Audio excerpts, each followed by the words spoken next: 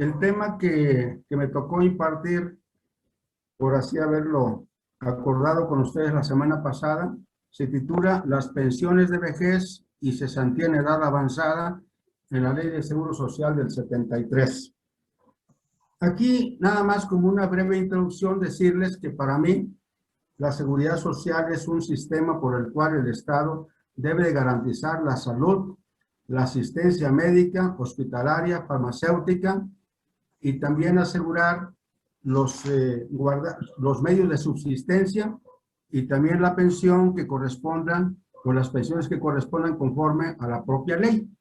Y de eso se trata de la seguridad social. Y para ello, decir que existen muchas instituciones de seguridad social, de las que son principales, como son la básica, el IMSS y la ley del ISSSTE, pero cada estado de la República por lo menos tiene una ley de seguridad social. Aquí tenemos en Guanajuato el ISEC, la ley del ISEC es la que, en donde están asegurados los trabajadores del Estado, solamente los estatales. Los municipales, pues, pueden incorporarse voluntariamente al IMSS o al ISSSTE, pero por convenio, como están los policías de aquí de León, Guanajuato. Y entonces hay otro instituto de seguridad social, es el de las Fuerzas Armadas. Pues yo quisiera ver esa ley para ver, yo creo que va a estar muy benigna. No creo que esté como la del 97. Y por otra parte, pues ya dice ahí en la introducción, leyes del 73 y 97. Lo que quiero aquí abordar es que la ley del 73, tuvo como último día de vigencia el 30 de julio del 97. O sea que todavía el que se alcanzó a dar de alta el 30 de julio del 97, se puede acoger a los beneficios de la ley del 73, que es mucho más benéfica que la del 97. La ley del 97 inicia su vigencia el 1 de julio de 1997, de tal manera que el que ya se inscribió el 1 de julio o en adelante, pues ya le va a tocar batallar con la ley del 97, que es muy, ¿cómo se llama? Es una situación muy difícil con esa ley, pensando ya en una pensión. Por otro lado, la transición de la ley de seguro social, yo me puse a ver algunos datos muy genéricos de cuánta edad, cuántos años todavía van a dar lata los de la ley del 73. Supongamos que una persona se dio de alta el 30 de junio del 97, tenía 18 años. ¿Cuántos años le faltarán para que tenga para que tenga 60 o 65? Más los que ya se han acumulado, yo le calculo por lo menos otros 24 años en que de alguna manera, yo en mi particular forma de decir las cosas, para mí esa ley está vigente desde el ámbito personal de validez, porque solamente se va a aplicar a los trabajadores asegurados bajo ese esquema. Entonces, por eso la importancia de saber la ley del 73, porque en la ley del 97 no va a haber pierde. Si contaste $1 millón de pesos, divídelo en 20 años por lo menos, y es lo que te va a tocar de pensión. Y acá en la ley del Seguro Social, pues tienes tu pensión y tienes tu seguro de retiro, tu seguro de vivienda y las aportaciones voluntarias si es que las tienes. Y en la otra, lo que tengas va a servir para financiar tu pensión. Ya entrando acá, el Seguro Social maneja dos regímenes generales: el régimen obligatorio de seguro social y el régimen voluntario. En el régimen obligatorio de seguro social, ahí es en el capítulo 2, si alguien tiene ahí su copia, pues ahí manejé solamente los nombres de los seguros ramos de seguro que comprende no explicar cada uno de ellos ahí en ese momento. Simplemente decir que el régimen obligatorio comprende riesgos de trabajo, comprende enfermedades y maternidad, invalidez y vida, retiro, cesantía y vejez y guarderías. Eso es lo que comprende el régimen obligatorio del Seguro Social, y en el cual en el capítulo 3 voy a abordar algo sobre el seguro de riesgos de trabajo, y al final hablo sobre el seguro voluntario. Bueno, puse yo ahí prestaciones en especie en el seguro de riesgo del trabajo. En este caso, hay varias cosas que son beneficios para el asegurado. En este caso, tiene derecho a la asistencia médica, quirúrgica, hospitalaria, ¿cómo se llama? Farmacéutica, aparatos de rehabilitación y de ortopedia. Y en el de enfermedades y maternidad, estos dos últimos no los tienen. Y de esto vamos a hablar ahorita.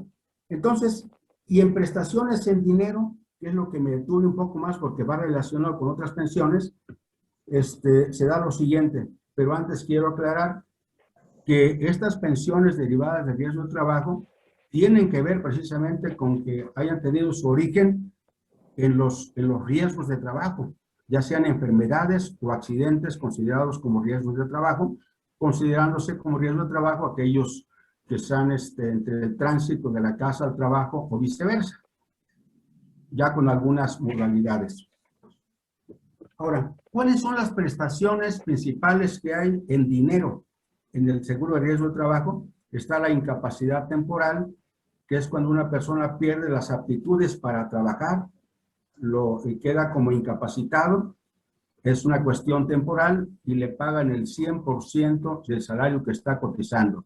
Si él gana 1,000 pesos diarios, pero lo tienen cotizando 500 pesos, eso es lo que le van a dar. Y esa es una anomalía que habría que ver cómo pelearla ante el Seguro Social en contra del patrón. El de la incapacidad permanente total. Cuando un trabajador, dígase así, pierde todas las facultades para el trabajo, derivado de un riesgo de trabajo, o cuando con la suma de 2 o más incapacidades de las previstas en el artículo 514 de la Ley Federal del Trabajo llega a 100 o se pasa, ya se considera como un caso de incapacidad permanente total, porque esta persona ya no va a tener reversión su enfermedad, su accidente, pierde una mano, etcétera. Y entonces, en este caso de incapacidad permanente total, alcanza una pensión por parte del Seguro Social equivalente al 70% del salario que esté cotizando el último año, si esto ocurrió por enfermedad. Y si fue por accidente, con el último salario del último día que cotizó. Es el 70% salario integrado, pero no está tan mal porque generalmente el 70% salario integrado representa un poco más que la cuota diaria en efectivo, porque hay que integrarse. Entonces se hace sobre esa cantidad y ya queda como en un 80% de lo que normalmente recibía el trabajador, según en el salario que esté asegurado. Ahora bien, la incapacidad permanente parcial. Una persona pierde una mano.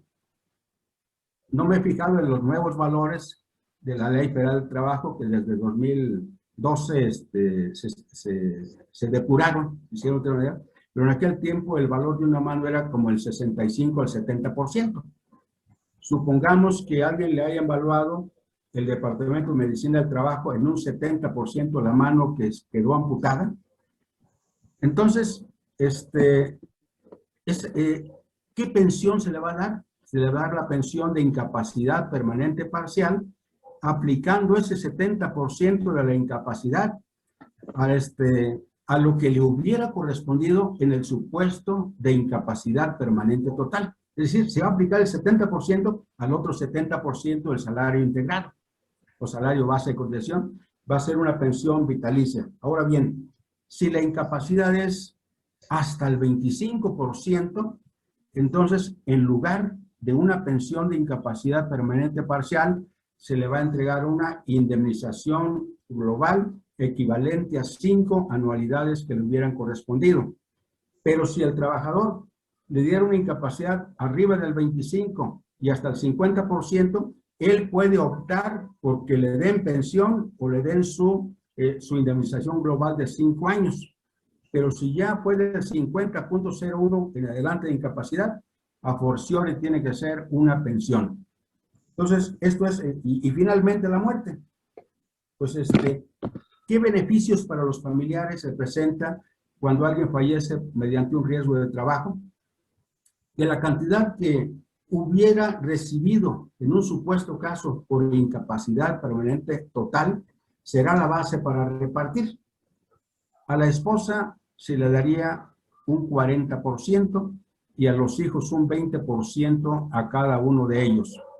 Si fueran 7 hijos, pues la ley dice que no se dará más del 100% repartible y que entonces habrá una redistribución de las pensiones de tal manera que todas las pensiones queden proporcionalmente iguales como estaban antes. Y de esa manera ya se le daría a la viuda menos del 20 y menos del 40 y a los hijos un poco menos del 20, pero que siempre lo que le toque a la esposa sea lo doble que a los hijos. Porque si no llega Pancho Villa y quiere que le den el 20% cada uno, pues ahí quiebra el seguro, ¿verdad?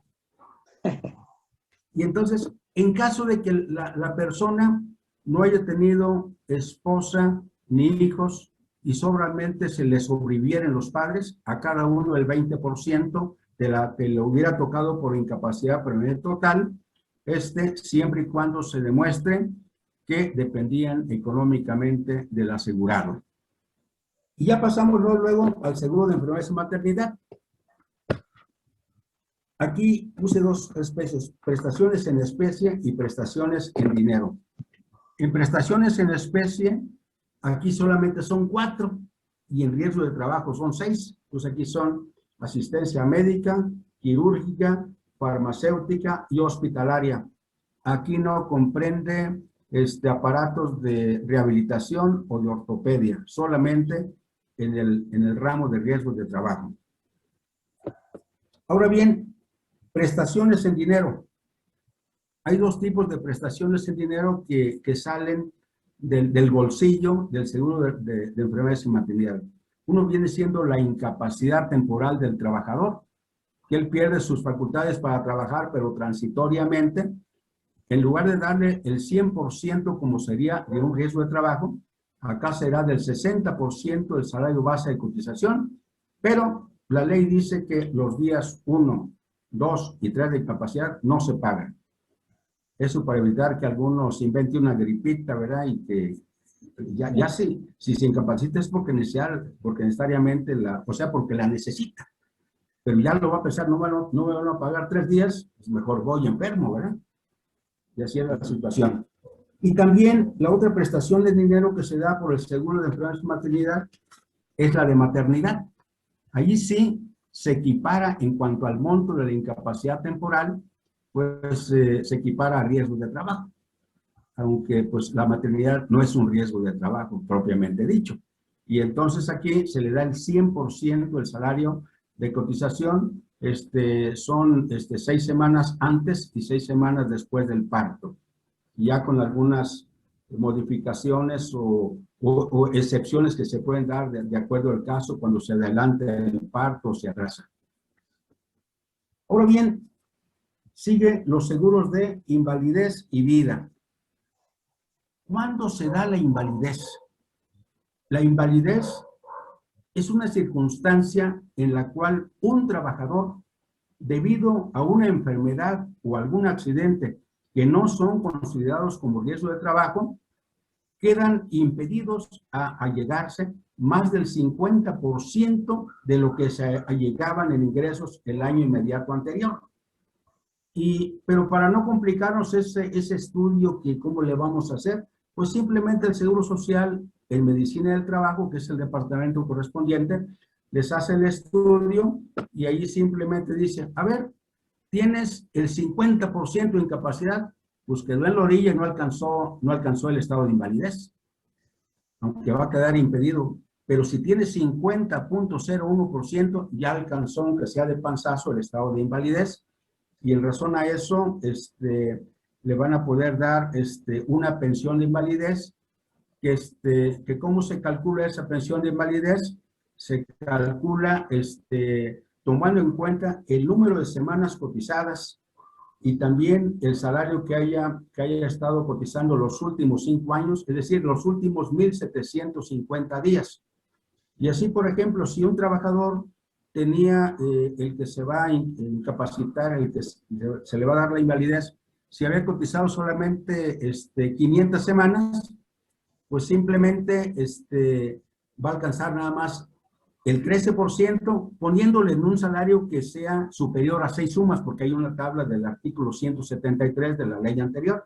Si alguien gana más de 6 sumas, como salario promedio, entonces le va a tocar como cuantía básica el 13% por las 500 semanas. Y por el resto, si las tiene, por cada 52 semanas siguientes, un 2.45%.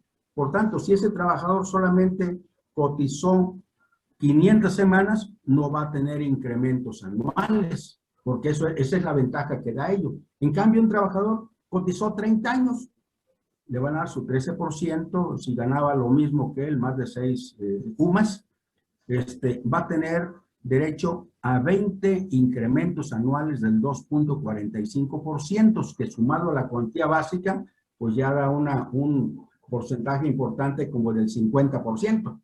Y a ese se le agrega el 11% por decreto de Vicente Fox de diciembre de 2001, que benefició a todos los pensionados, tanto de riesgos de trabajo como de cosas que no sean riesgos de trabajo.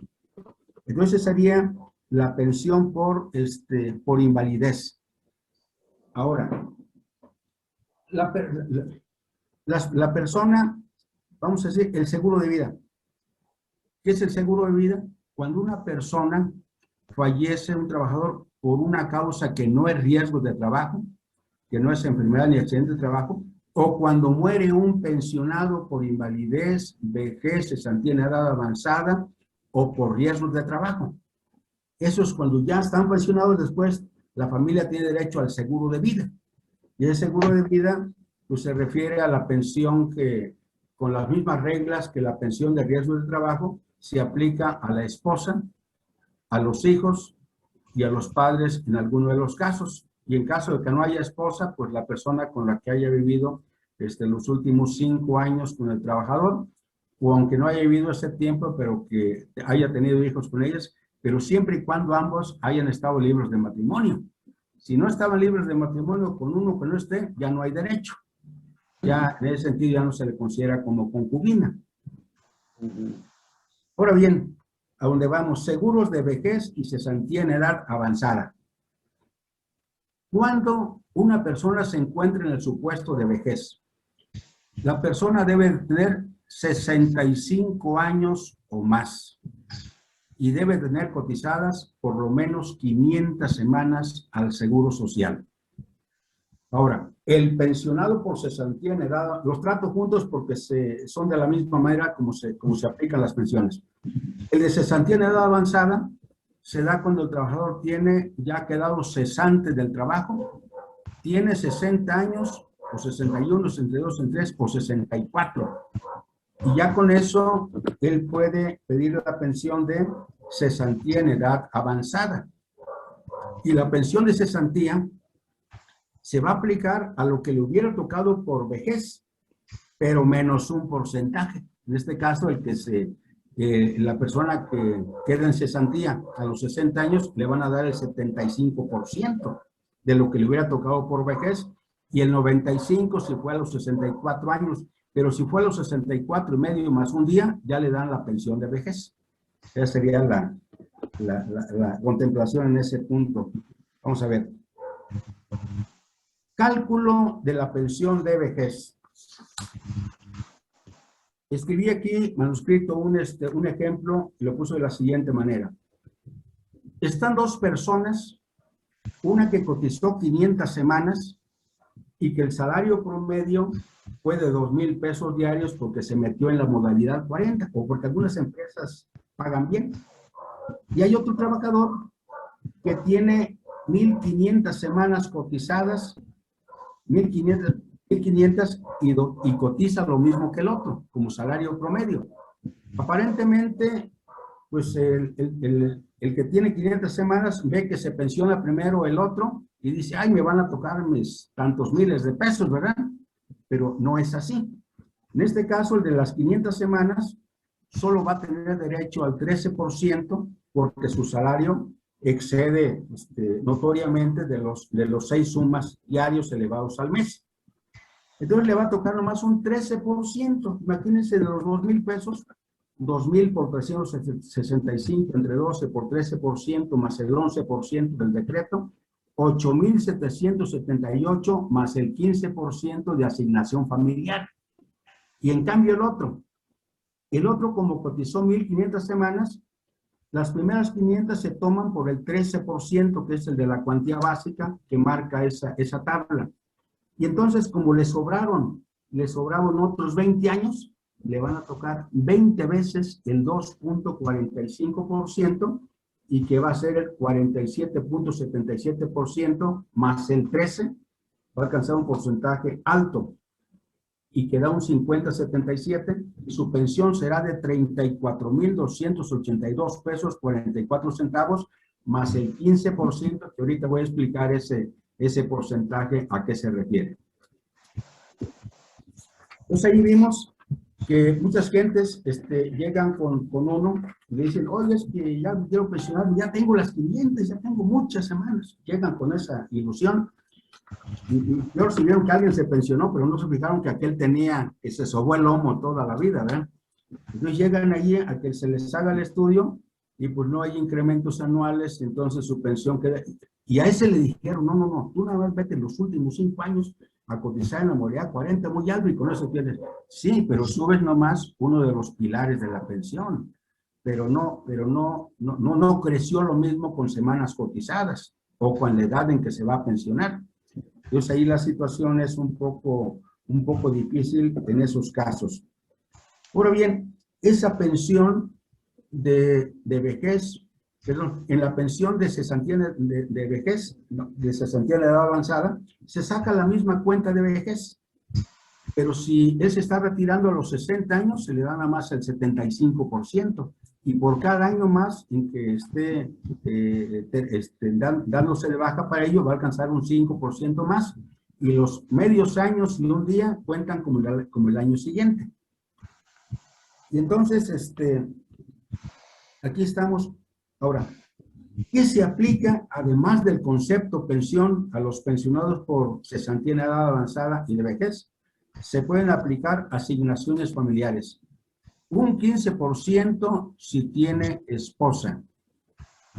Si tiene solamente hijos menores de 25 años que estén todavía estudiando, aunque no con esa exigencia, los que no tienen 16, se le va a dar un 10% al pensionado por cada uno de ellos.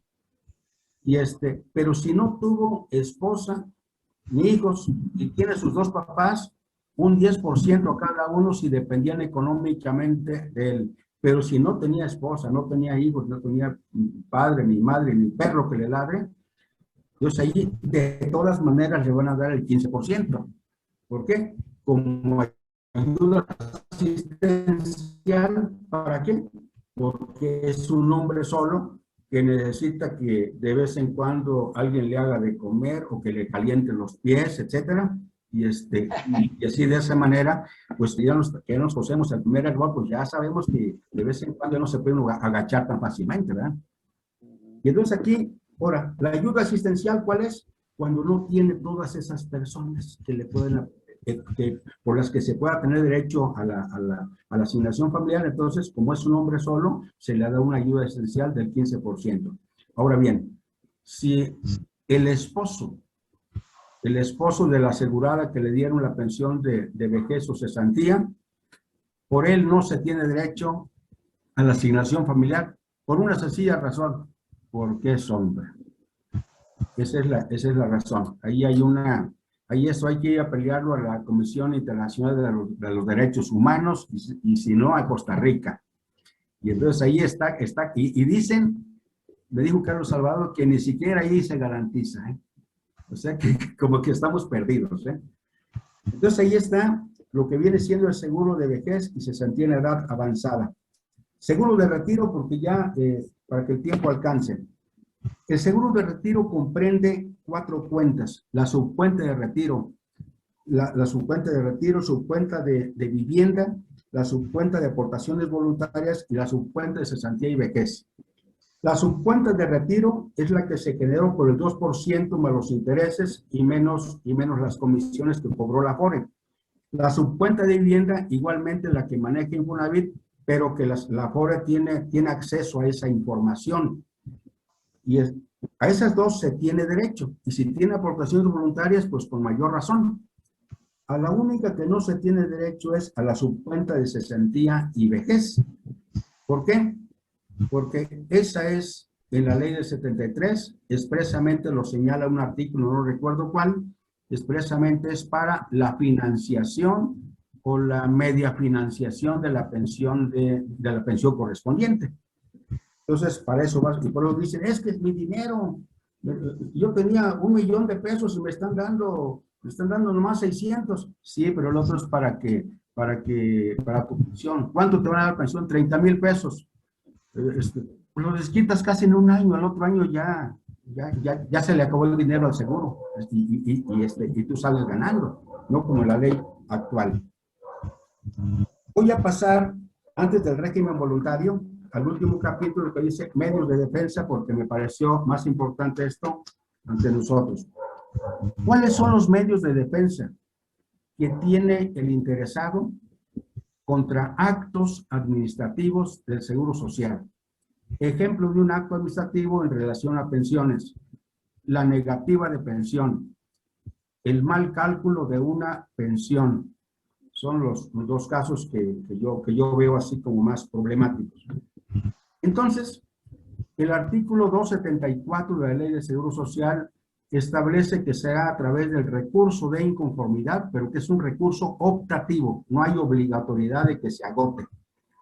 Ese recurso, ¿ante quién se opone? ¿Ante quién se presenta? Ante el Consejo Consultivo Delegacional. Aquí hay uno en León, Guanajuato.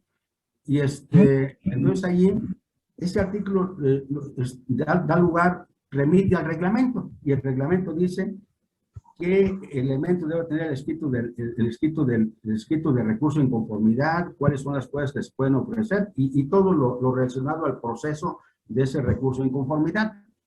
En el último que estuvo, me dieron palo porque tienen ahí ya tienen consigna. Si te piden si te piden esto, tú diles que no. Pedí una pensión de invalidez y se la dieron conforme a la ley nueva y debe ser con la vieja. Y dijeron, no. Como es provisional, debe ser conforme a la ley nueva. Y ya después se la damos como conforme a la otra. Entonces, no tiene ningún fundamento jurídico. Lo perdí y el asunto está en la Junta Federal de Conciliación y Arbitraje contra ese acto con el que resolvió el recurso de inconformidad. Por eso no les recomiendo recursos ahí, mejor perder el tiempo allá en la Junta. Ahora bien, si la persona agotó el recurso de inconformidad, tiene un año por mediación de la prescripción general que señala la Ley Federal del Trabajo para interponer la demanda en un juicio especial laboral que habla concretamente de prestaciones de seguridad social. Entonces ahí tenemos un año para impugnar eso en ese juicio, que tiene un parecido muy grande con el juicio ordinario laboral, pero que se tienen que poner las cosas del juicio especial primero y ya supletoriamente las reglas del juicio ordinario laboral que se tienen que agotar. Y yo tengo casos, un amigo de Gustavo Molina que estoy atendiendo en ese caso, tiene ya ahorita como desde el 2016, y no he sabido que ya se haya pensionado, pero yo pienso que ya me hubiera dicho. O a lo mejor no, porque luego nos puede pasar como los 10 leprosos, ¿verdad? Que solo uno agradeció, ¿verdad? Y entonces, y tengo uno en Acapulco que yo inicié a través de un despacho de Acapulco que lleva desde 18, 19, 20. De por sí son lentos, y luego con la pandemia está muy grande y no quieren conciliar. En la Junta de Conciliación de Demandas y Excepciones, no, dicen no. Quieren que uno se canse y termine así. Ese sería el medio de defensa del juicio ordinario, y ya lo demás ya lo sabemos nosotros. Si contra el laudo laboral, pues procede el amparo directo. Y por último, régimen voluntario del Seguro Social. Es un régimen voluntario porque no obliga a nadie, depende del convenio de las partes. Es decir, una persona que no es asegurado, que no es trabajador, puede pedir al Seguro Social que lo dé de alta en el ramo de enfermedades y maternidad, que se llama el seguro de salud para la familia. Y este cuesta por edades. Si ahorita si yo tuviera necesidad de eso, tendría que pagar como unos 13,000 al año. En cambio, Lupita a lo mejor pagaría como unos 7,000 pesos, porque no se va a morir tan pronto, o no se va a enfermar tan pronto, ¿verdad? Y, y eso es lo que se paga anticipadamente por año. Y cada año, si ya cumpliste 68, pues ya te cobran un poco más. Y ya va a llegar el momento en que ya no te van a querer ni admitir. Luego, seguros adicionales. A veces las empresas que tienen sindicatos con contrato colectivo, les ofrecen mayores prestaciones a las que señala la Ley Federal del Trabajo para poder pensionarse. Pero para lograr eso, el patrón tiene que pagar al Seguro Social la cantidad que se acuerde por esos excedentes. Así la persona se puede pensionar antes de los 60 años o se puede pensionar con un porcentaje mayor que el que prevé el Seguro Social. Y ese se llama seguros adicionales porque son aportes que se dan para satisfacer necesidades del contrato colectivo de trabajo que les dan que tienen un privilegio sobre los demás trabajadores. Y por último, otros seguros. Los otros seguros comprenden, por ejemplo, principalmente seguros de vida, ya muerte de la persona o asistencia médica quirúrgica hasta donde alcance, principalmente aquellos grupos marginados de la sociedad como son la gente del campo, etcétera, pero eso tiene que estar previsto en el presupuesto de egresos de cada año de la federación para que pueda ofrecerse.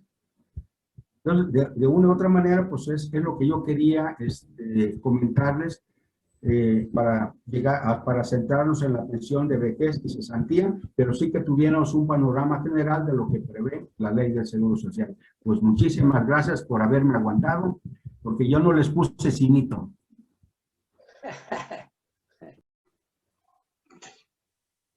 Pepe, bueno, yo plantearía la primera pregunta. Hay mucha inquietud por esta resolución de la Corte que estableció que las pensiones de los trabajadores del Estado se tenían que pagar en UMAS y no en salario mínimo. Esta determinación comprende también a los pensionados por el Instituto Mexicano del Seguro Social. Efectivamente, cierto, comprende a todos, porque tanto el Seguro Social como el ISSSTE, cuando calculan una pensión, se van a los límites en UMAS, aunque los que sufren más son los de la ley del ISSSTE, porque están supeditados, el tope son 10 UMAS, y los de la ley Seguro Social a 25 UMAS diarios. Entonces, hay muchos más casos en la situación del ISSSTE. Ahora bien, ¿cuándo afecta y cuándo no afecta? Afecta cuando un trabajador, estando por la ley del ISSSTE, tiene como salario base, que es el único que se va a tomar en cuenta para la pensión, igual que el ISEC de Guanajuato, lo tiene como base para la pensión. Si su salario base excede de 10 salarios mínimos, entonces esa persona está haciendo, si es por ejemplo, de más de 10 salarios mínimos, y le ponen en UMAS, entonces le va a quedar una parte que no está cubierta. Entonces, esa parte le va a afectar porque no se hizo en salarios mínimos y 100 UMAS, que es mucho menos. El UMAS está ahorita a 89.62 pesos y el salario mínimo es 141, algo así. Y ahora bien, primeramente, hubo colegiados que resolvieron en contradicción. Unos decían, no, que sea en salarios mínimos y otros que sea en UMAS. Y después ya viene, yo creo que están ya por publicarlo, ya la publicaron en la sala civil de la Suprema Corte, la contradicción de las dos tesis contradictorias, y dijeron que prevalece la de los 10 UMAS. Y yo creo que indirectamente, aunque no esté refiriéndose a la ley del Seguro Social, porque el asunto fue jurisprudencia, pero es por analogía se pudiera aplicar a la ley del Seguro Social, aunque estos tienen mucho más margen, porque son solamente muy privilegiados aquellos que obtienen un salario, una pensión sobre más de 25 UMAS diarias, que actualmente son 2,240.50.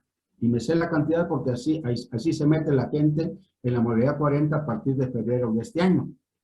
Ahora bien, yo les doy mi opinión en ese sentido, pero es solamente mi opinión. Yo pienso que no debe haber agravio para considerar que el salario, que no le aplicaron el salario mínimo. ¿Por qué? Porque el salario mínimo, estamos viendo que desde el 2015-16, de 2016, tiene otro, vamos a decir, tiene otras orientaciones, tiene otros objetivos. El salario mínimo en la actualidad se está dando para que el trabajador que tenía menos ingresos tenga más ingresos y haya más capacidad de compra. Y no se hizo precisamente como un medio para decir es la inflación. El aumento de los salarios mínimos que ha habido últimamente no representan el incremento a las inflaciones que ha habido año por año, sino al deseo de la cuarta transformación de que el salario mínimo se incremente para que tengan mayores ingresos las personas y que tengan mayor grado de ¿cómo se llama?, de vida esas personas. Y pienso yo que mientras el UMA se calcule de la manera que represente la verdadera inflación que hay en México, a mí me parece correcto. Lo que me parece incorrecto es que la ley del ISSSTE, pues que este caso desde Zedillo y desde antes, desde lo anterior, hayan puesto el tope de 10 salarios mínimos. ¿Por qué lo pusieron? ¿Por qué no como la ley del Seguro Social que pone 25 salarios mínimos? Y el ISEC también tiene 10 salarios mínimos. Pero los del ISEC la hicieron gacha por esto. Porque ahí dice claramente en la ley del ISEC que los trabajadores, el salario que se va a considerar como base para el cálculo de la pensión, viene siendo el salario base presupuestal. Entonces ahí no hay pierde. Ahí no dijeron ni salario mínimo, ni UMA, ni nada. Entonces ahí, si tú tenías salario base presupuestal, tenías, por ejemplo, no sé, 32,000 pesos. Entonces, pides tu pensión, te van a dar los 32,000 pesos si es por jubilación de 30 años de servicio, ¿verdad? Y no va a haber ahí ninguna afectación. Pero la ley del ISSSTE y la del seguro están totalmente descobijadas. Y yo como ministro de la Corte, yo diría, no hay agravio. ¿Por qué? Porque está pidiendo algo extra de lo que vino siendo la inflación que hay en el país, que está medida por el Índice Nacional de Precios al Consumidor. Esa es mi opinión, pero sí solamente les va a afectar a aquellos que coticen más de 10 salarios mínimos en su salario presupuestal. Porque ahí sí, en el ISEC les hubiera afectado a alguien que, si no estuviera la ley como está en el ISEC, entonces, en lugar de recibir 32 por jubilación completa, como tope máximo, estarían recibiendo 26,700 pesos. Y eso no ocurre en el ISSSTE y mucho menos en la ley del Seguro Social. No sé si con eso quedó respondida tu pregunta, Carlos. Sí, aunque difiero contigo en el sentido de que haya una aplicación para analogía, al parecer la contradicción de tesis está basada simplemente en los pensionados por el Instituto de Seguridad Social del Estado y no hace alusión a los jubilados por el Instituto Mexicano del Seguro Social. Ahora bien, como se trata de una determinación que afecta derechos económicos destinados a la supervivencia, yo creo que haciendo una interpretación conforme con el artículo 1 constitucional y la protección amplia de los derechos humanos, y en su caso la ponderación, pues yo sí pelearía que no resultaría aplicable porque pues restringe el ingreso del trabajador y solamente por ser una interpretación específica, pues solamente aplicaría a los sujetos a los que va dirigida la tesis. Yo creo que la aplicación por analogía me parece que es discutible al menos. Así es. Sí, puede ser discutible y por eso los asuntos se pelean hasta el final. Y pero tampoco considero que si al gobierno se le ocurre para el año que viene subir a 200 el salario mínimo, sería peligroso para la infraestructura que tiene el ISSSTE o el Seguro Social, el que se tomara como base el salario mínimo, porque ya el salario mínimo está respondiendo a otras expectativas, a otras cuestiones, no necesariamente que sea la inflación del año inmediato anterior. En ese sentido sería el argumento que estaría que sería la antítesis de lo que tú estarías diciendo, Carlos. Y que ahora sí que el que tenga facultades para decidir, decide y nos aguantamos. ¿Alguien más tiene alguna pregunta? Gustavo Molina. Mira Miguel, ya me apareció. No es que pregunta, es comentario, pues, en relación a el grave problema que hay con el manejo de la UMA es que no refleja realmente el grado de inflación. Entonces, como el incremento de la UMA está por abajo de la inflación, con esta situación, lo cierto es que la capacidad de consumo de los pensionados se golpea año con año. Sí, tienes razón, Gustavo.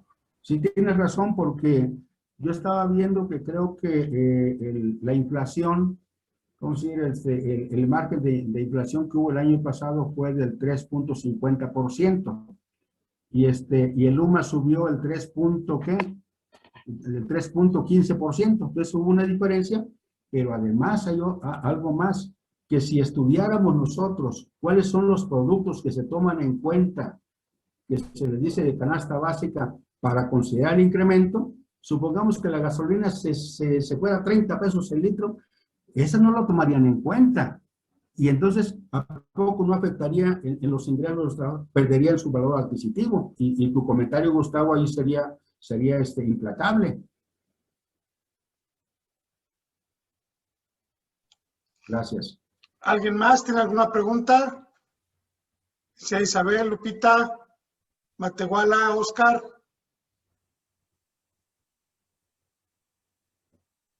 Sí, porque ya mero llega la fiera. A ver, sí, Gustavo. Otra por ahí pero si es pregunta.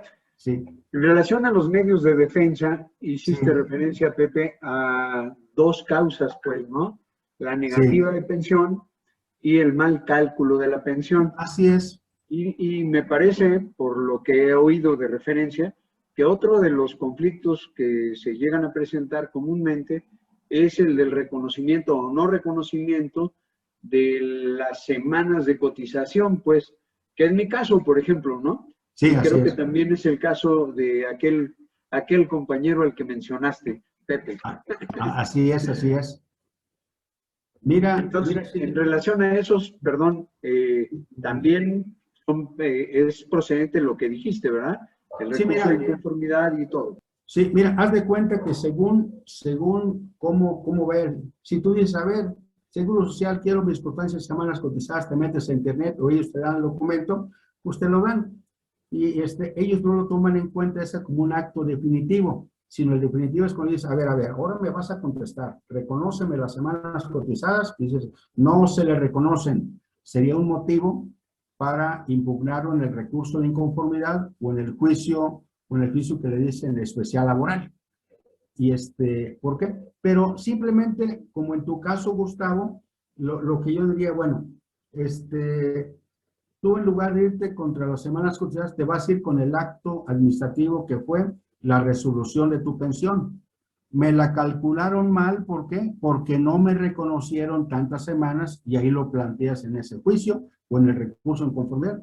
En el juicio, en el recurso de inconformidad, te van a dar palo, seguramente, a menos que te lleves bien con los abogados que están allí.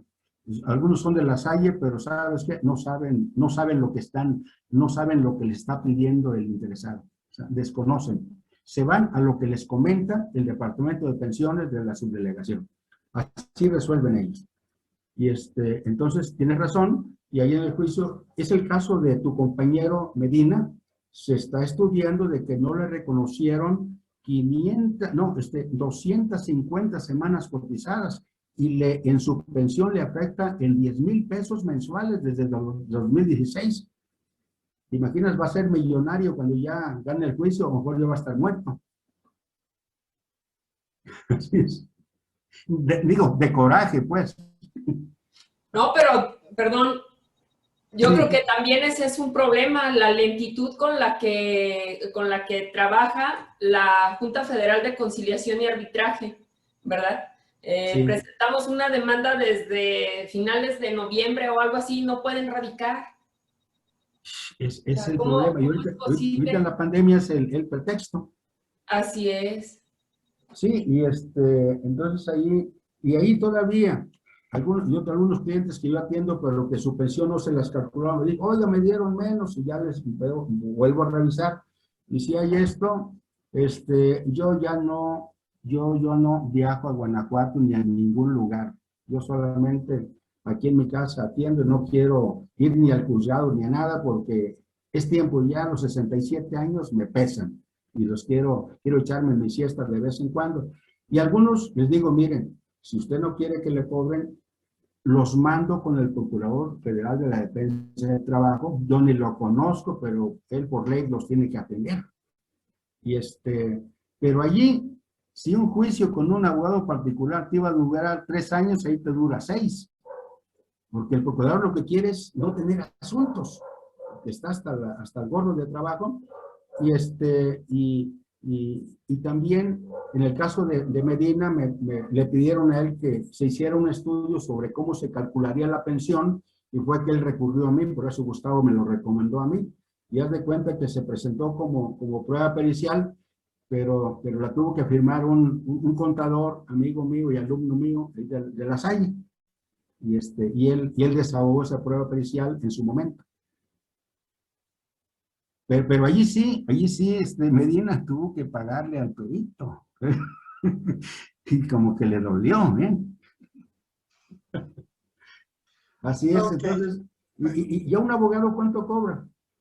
Pues yo un criterio que tengo es, a ver, a veces con unos, porque la diferencia que están peleando son 2,000 pesos mensuales, si le mira, pues te voy a cobrar las diferencias.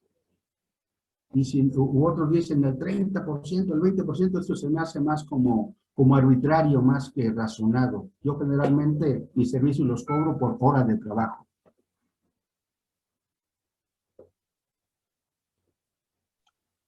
¿Bien, Y alguna no otra sé si pregunta? mande otra pregunta que tengan por ahí. Una pregunta, Lic, una pregunta, por favor. Sí. Pero es referente a la ley del ISSSTE. El otro día estaba escuchando en internet a unas personas que comentaban que cuando una persona estuvo sujeta bueno, entró a trabajar, vamos a suponer en el año 90 a trabajar, Sí. y está asegurado por el ISSSTE. Sin Sí. embargo, firma para renunciar al 10º transitorio y estar por cuentas individuales. Así En es. ese sentido, ¿ya no se permite regresar al 10º transitorio, Lic? No, ya no se permite porque es un acto definitivo y es un acto que fue de alguna manera consentido por el trabajador porque él lo solicitó. Claro, les dijeron que iba a haber un dinero por todos lados, por cuentas individuales, y todos se arremoleaban para firmar, pero ahora los fregadazos salió mal y Lupita se va a acordar del caso del cliente tuyo, ¿verdad? Que intervine yo contra el ISSSTE y que finalmente casi se le duplicó la cantidad que le habían dado como bono de pensión, a cambio de renunciar al 10º transitorio. Y que ya el último fue una ganancia porque el asunto ya estaba prescrito. Pero Sí. dijeron, el asunto está prescrito, se la juego, entonces dice, yo me la juego. Y ya la persona que me ve los asuntos en la sala de Celaya, pues lo primero que dio fue eso, que dice, fíjese que no pusieron no contestaron de que, no hablaron de la prescripción. Entonces le dije, pues ya lo ganamos. Y sí lo ganamos, a ver si duramos como 2 años y medio, ¿verdad? Sí, pero cuando menos sí se resolvió. Y ahí la cosa es que creo que hubo un acto desleal del patrón, pues, y de las personas que presentaron la posibilidad de cambiarse y de manejarlo conforme a a la nueva ley y establecer el bono porque los cálculos que le presentaron eran incorrectos. Sí, porque no tomaron en cuenta el salario que tenía en determinada fecha, como lo establecía la ley, y era un salario mayor. Así es. Y por eso le establecieron creo que como 500 y quedó ya como en 800, 900, algo así. Así es. Sí, pero de todos modos mucho menor al que le hubiera correspondido conforme al 10º. Sí, porque con el 10º transitorio, por el sueldo que él tenía, según yo platiqué con él, le hubieran tocado unos 13,000 pesos de pensión, y con ese así, hasta con el bono ya aumentado, no pasa de 6,000. Así es, con el recálculo. Así es. ¿Alguna pregunta que tengan? Gracias, Lick, gracias. Sí. Gracias a ti, Pepe, Carolina. mira, hay un asunto en el cual una persona entró a trabajar para la federación, ella desde los 16 años, Sí, ¿sí? Esta persona ahorita tiene 50 años, es una mujer, así es. ¿sí? Y se quiere jubilar por el 10º transitorio, ya no firmó el pacto. Así Le dicen es. que no puede porque no cumple con la edad de retiro. Yo Mira. lo que he planteado es que a ninguna ley se le puede dar efecto retroactivo en perjuicio de persona alguna, y cuando ella ingresó, las condiciones de retiro solamente se pactaban en función de años cumplidos, sin importar la edad del derechohabiente. Así es. Yo lo que le he planteado es, ¿sabe qué? Pida su retiro, pida su jubilación, que se la nieguen, y contra la negativa, pues hay que buscar el juicio. No sé si sea correcto o no. Exactamente, mira, pasa lo siguiente. Aquí, la ley anterior, que es de 1984, la ley del ISSSTE, esa tenía previsto expresamente que tantos años de trabajo para las mujeres en instituciones donde llevan ISSSTE, sin importar edad. Eso queda pero clarísimo. Y entonces, cuando se hizo el 10º transitorio, se crearon unas nuevas tablas donde eso, como decía el licenciado Pacheco, lo hicieron con las patas. Así decía el licenciado Pacheco. Dicen que decía, pues yo. Y entonces allí se pasaron por el arco del triunfo esa situación, y esa ley está en forma aplicada retroactivamente en perjuicio del trabajador. Y ahora bien, ¿qué es lo que dice la Corte en estos casos? Dice, no hay un agravio porque no hubo un derecho adquirido. Derecho adquirido es que ya haya tenido los tantos años, los 52 años, y que ya se hubiera podido pensionar, y no, eso no es un derecho adquirido. Derecho adquirido es que se dio de alta en la ley del 82, y que ya cuando surge la ley del 2007, pues él ya tiene el derecho adquirido a pensionarse conforme a esa ley. Y muchos están afectados. Ahora se puso tal fulano para tal fecha, tal fulano hasta el 2023, tal 2024. Total, que ya no se pudo a la edad que tuviera el cumplimiento de años, sino ya pusieron edades, y estoy totalmente de acuerdo con Carlos, que allí se puede obtener una negativa de pensión y pelearla ante los tribunales, porque ahí los tribunales ahí generalmente proceden conforme al derecho. Cuando el asunto no es de tanta importancia y trascendencia, pero sí pienso que se podría obtener un mayor beneficio. Si alguno más tiene alguna duda para ampliársela, cuando menos. Ok, pues si no hay dudas, pues muchísimas gracias, Pepe, por todo tu Bueno, pues esfuerzo.